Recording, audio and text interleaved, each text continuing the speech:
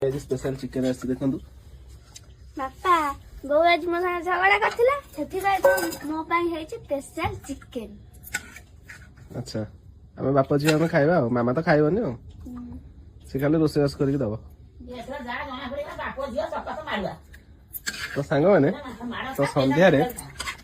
मु गोटे 500 gram chicken नहीं आसती जोटा कि आमर लेयर चिकन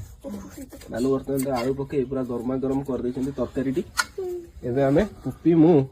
स्टार्ट करिवु खाइबा तो एठी तो रेडी हलानी तरकारी खियाबा आज बुढ़ी नातन कर जेतु झगड़ा हेजी सेही उपलक्षे आज चिकन हेजी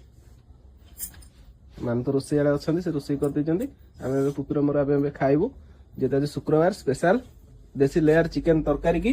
आ कोन हेजी खाइबा को सुना भात बो आ कोन करछु बंधा कोबी संतुला करछि आ किछ नै